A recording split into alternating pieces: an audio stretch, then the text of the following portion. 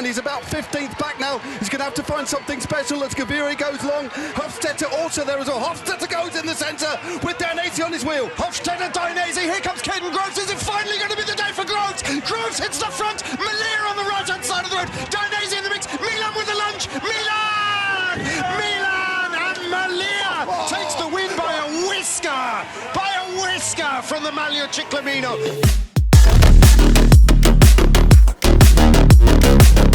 Stage 19 was a penultimate day in the mountains in the 2024 Giro d'Italia, 157 kilometres, predominantly uphill, and finishing on the famous ascent to Sappada. The day for a breakaway, the day for some GC action, uncertainty over the peloton. Dani Martinez in second place, and EF Education as well as Decathlon Étoile Mondiale looking potentially to get riders in the breakaway. The flag dropping in bright sunshine before they headed eventually up into the rain. Very active start of the race, blown on by strong tailwinds. Eventually a 10-rider group got up the road, but not for long as they headed towards the selection of towns and the foothills. Julian Alaphilippe attacking and taking with him another 9 riders who eventually got themselves together as they made their way to the first bonus sprint of the day. Jonathan Narvaez also in the group. Julian Alaphilippe, though, taking this smaller group that would swell in size through the first sprint of the day. And then again, still active behind, and another group getting up the road, trying to hunt them down with 3 riders from EF Education Easy Post, trying to make it a 19-rider move off the front of the peloton, who eventually let the break go. It took a while before the group of the 3 EF Education Easy Post riders, including Georg Steinhauser, managed to make the junction, but in the end there were 19 riders off the front as they headed to the Intergiro with UAE Team Emirates allowing the gap to go up. For once, no action threatening in the GC group as the breakaway was secure in their victory. But who would it be? Heading to the Intergiro at Paolauro, it was Manuele Tarozzi who just drifted off the front to take the Intergiro on the day. Alaphilippe then caught him up as they headed to the Passo d'Uron, and Alaphilippe attacking from the foot of the climb. Forcing a selection, Tarozzi briefly part of it, Steinhauser and Narvaez going with him, and Pelayo Sanchez battling to get back on terms. Quentin Ehrmann's also part of this elite group of riders on the steep slopes of the Passo d'Uran. Alaphilippe over the top of the Category 2 climb, with Georg Steinhauser interestingly picking up second place in the King of the Mountains competition as they descended down to the next bonus sprint and the ascent of the Sella Valcalda. Cervicento then went the way of Julian Alaphilippe once again, the second bonus sprint of the day.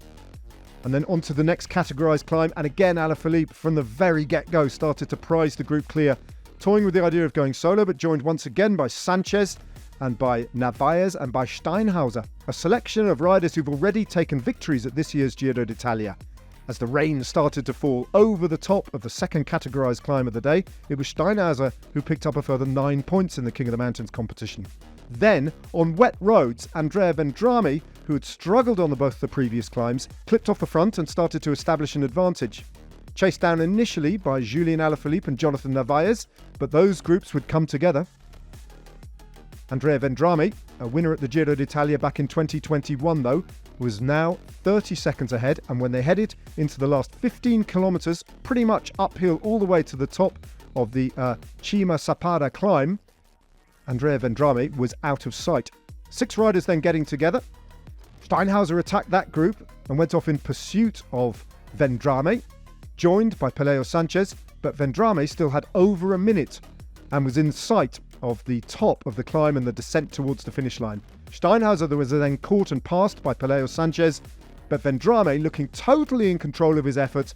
He's going to soak this up.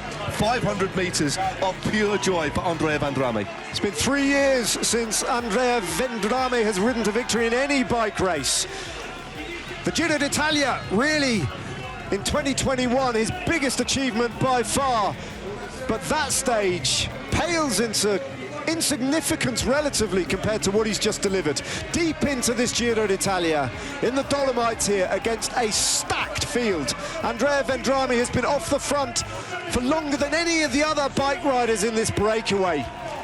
Wonderful victory, another stage win for Italy, and Vendrame has has just done the ride of his life. Decathlon 82 La Mondiale score a second win, and that was the best ride this man has ever produced. And what a stage to do it on. Vendrame, take a bow.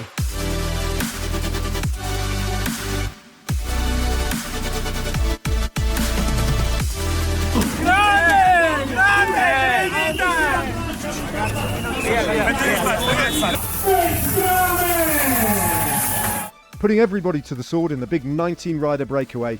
A fantastic achievement from the Italian. Peleo Sanchez in second, Georg Steinhauser once again in third. No change in the general classification in the top 10, despite Aina Rubio trying to put pressure on Romain Bardet. And this man has won the Maglia Ciclamino. His lead now, Jonathan Milan, an unassailable 127 over Caden Groves.